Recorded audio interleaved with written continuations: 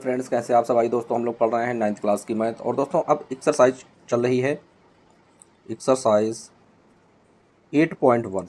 और दोस्तों 8.1 के हम लोग 5 सवाल सॉल्व कर चुके हैं। अब आइए देख लेते हैं 6वां क्वेश्चन किस तरीके से सॉल्व होगा। तो यहाँ पर डाल लेते हैं क्वेश्चन नंबर 6। आइए देख लेते हैं। जैसा कि आप लोग अपनी स्क्रीन के ऊपर देख पा रहे होंगे, लिखा है ABCD एक समांतर चतुर्भुज है। AP और CQ शीर्ष A और C से विकर्ण BD पर क्रमशः लंब हैं। कह रहा कि आकृति देखिए। उसके बाद में 2 ऑप्शन दिए गए हैं, वो दोनों ऑप्शन हम लोगों को सिद्ध करने हैं। आइए फ्रेंड्स, सबसे पहले तो हम लोग चतुर्भुज बना लेते हैं ABCD।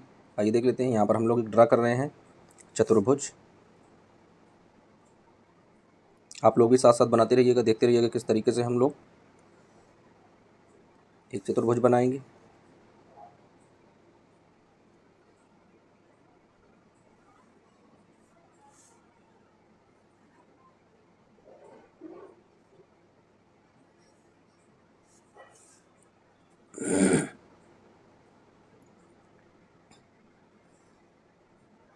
तो फ्रेंड्स, ये बन गया है हमारा एक चतुर्भुज। अब आइए इसकी भुजाएं लिख देते हैं। ये A है, ये B है, ये C है और ये D है। अब दोस्तों इसका विकर्ण दिया गया है, तो आइए इसका BD एक विकर्ण दिया गया है, तो यहाँ पर BD एक विकर्ण बना देते हैं। तो फ्रेंड्स, ये हो गया BD एक विकर्ण। अब यहाँ पर आइए एंगल देख लेते हैं। ये जो दिया गया है ये है एंगल 1, और फ्रेंड्स जो इधर की ओर दिया गया है ये है एंगल 2, इस तरीके से। अब दोस्तों यहीं पर एक बिंदु लंब में पड़ रहा है, किस तरीके से, आइए देख लेते हैं। तो एक बिंदु यहाँ पर लंबवत पड़ेगा,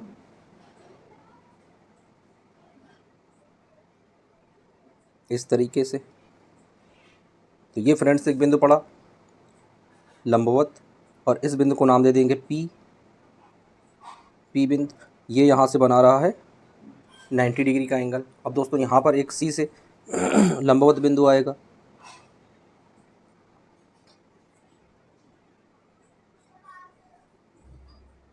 इस तरीके से।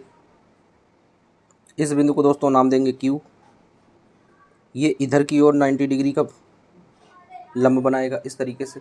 तो फ्रेंड्स, ये दिया गया है हमारी एक आकृति, और कह रहा है कि इस क्वेश्चन को दोस्तों हमें सॉल्व करना है। तो सबसे पहले आइए देख लेते हैं दिया क्या गया है। तो दोस्तों यहाँ पर लिखेंगे कि एक ABCD एक समांतर चतुर्भुज है। तो लिखेंगे समांतर चतुर्भुज, समांतर चतुर्भुज ABCD में। तो दोस्तों ये क्या है, जो ABCD दिया गया है ये क्या है, ये है एक समांतर चतुर्भुज। अब दोस्तों आइए यहाँ पर देख लेते हैं किस तरीके से हम लोग सॉल्व करेंगे। तो इसमें AB जो है वो समांतर है DC के, तथा BD एक तिर्यक रेखा है। BD एक तिर्यक रेखा है, BD एक तिर्यक रेखा है। तो फ्रेंड्स BD एक तिर्यक रेखा दी गई है। तो अब आइए देख लेते हैं, चूँकि एकांतर कोण देख लेते हैं। तो क्या है, एंगल 1 इक्वल टू एंगल 2, यानी ये एकांतर कोण है, तो एकांतर कोण एक दूसरे के बराबर होते हैं। तो दोस्तों क्या लिखेंगे, एकांतर कोण, एकांतर कोण। और इसी को मान लेते हैं इक्वेशन नंबर फर्स्ट। एकांतर कोण जहाँ पे है इसी को मानेंगे दोस्तों हम लोग। अब आइए देख लेते हैं हमें क्या सिद्ध करना है। तो दोस्तों हमें सिद्ध करना है जो कि पहला ऑप्शन दिया गया है, लिख लेते हैं कि दोस्तों पहला ऑप्शन क्या है, दिया गया है त्रिभुज APB, त्रिभुज APB हमें सर्वांग सम सिद्ध करना है त्रिभुज CQD के, CQD। आइए दोस्तों देख लेते हैं APB क्या है, यानी APB ये वाला त्रिभुज देखना है। उसके बाद में CQD ये वाला त्रिभुज देखना है। तो इन दोनों त्रिभुजों को हमें क्या करना है, सर्वांग सम सिद्ध करना है। तो आइए फ्रेंड्स देख लेते हैं किस तरीके से हम लोग इनको सर्वांग सम सिद्ध करेंगे। तो दोस्तों यहाँ पर लिखेंगे त्रिभुज APB बराबर त्रिभुज CQD, इस तरीके से। अब दोस्तों इसमें देख लेते हैं कि दोनों कोण जो दिए गए हैं वो 90 डिग्री एंगल के हैं। तो क्या लिखेंगे, लिखेंगे एंगल APB बराबर एंगल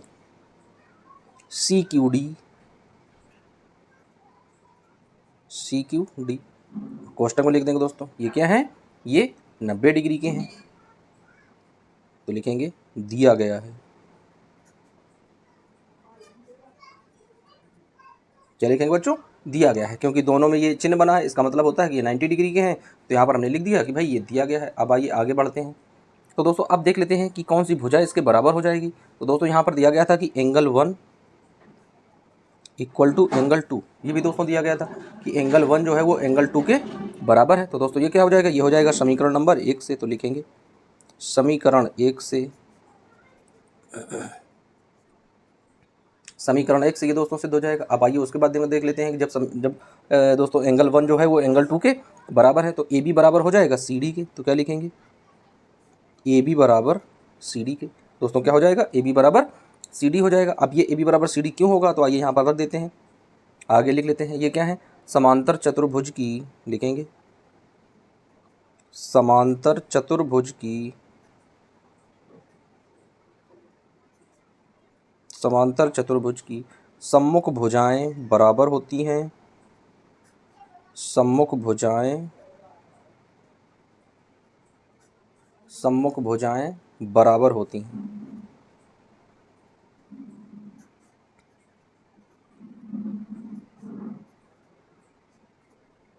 सम्मुख भुजाएं फ्रेंड्स कैसी होती हैं, बराबर होती हैं। तो हम लोग लिख देंगे भाई सम्मुख भुजाएं बराबर होती हैं। अब आइए देख लेते हैं इसमें कौन सी कसौटी लगेगी। दोस्तों इसमें लग जाएगी ASA की कसौटी से। तो क्या लिखेंगे, चूंकि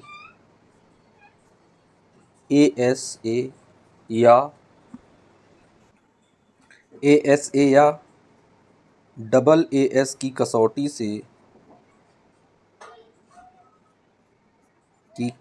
से दोनों त्रिभुज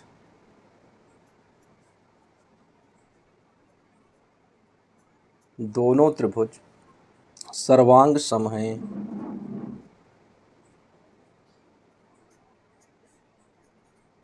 दोनों त्रिभुज फ्रेंड्स कैसे हैं, सर्वांग सम है। तो आइए इनको सिद्ध कर लेते हैं कि किस तरीके से दोनों त्रिभुज सर्वांग सम हो जाएंगे। तो लिखेंगे कि त्रिभुज APB, इस तरीके से बना देंगे सर्वांग सम का चिन्ह, त्रिभुज बराबर हो जाएगा CQD के।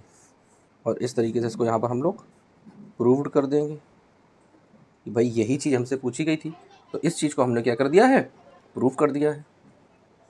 अब आइए दोस्तों देख लेते हैं इसका दूसरा पार्ट। इसका दूसरा पार्ट क्या कह रहा था, तो यहाँ लिख लेते हैं पार्ट सेकेंड। तो दोस्तों पार्ट सेकेंड में कह रहा है कि AP बराबर CQ के हमें सिद्ध करना है, AP बराबर CQ के, ये दोस्तों हमें सिद्ध करके लिखना है। तो आइए देख लेते हैं किस तरीके से हम लोग सिद्ध करेंगे दोस्तों। इसको लिखेंगे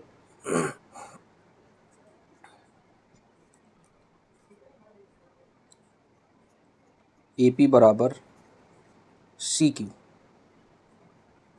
कैसे लिखेंगे दोस्तों, क्योंकि त्रिभुज APB व त्रिभुज CQD सर्वांग सम हैं। CQD दोस्तों कैसे हैं, सर्वांग सम हैं। तो दोस्तों इस तरीके से क्या हो जाएगा, सर्वांग सम हो जाएगा। तो दोस्तों अब यहाँ पर क्या लिखेंगे, कि AP बराबर CQ, और कोष्टक में क्या लिखेंगे, CPCT के नियम से, CPCT के नियम से। अब दोस्तों CPCT का नियम होता क्या है कि यदि दो सर्वांग सम त्रिभुजों की यदि संगत भुजाएं बराबर हैं तो उनके संगत कोण भी बराबर होते हैं। तो दोस्तों लिखेंगे कि सर्वांग सम त्रिभुजों के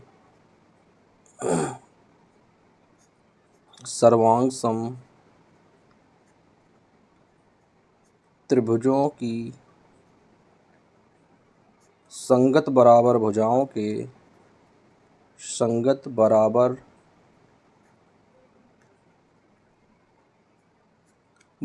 के कोण भी बराबर होते हैं, कोण भी बराबर होते हैं।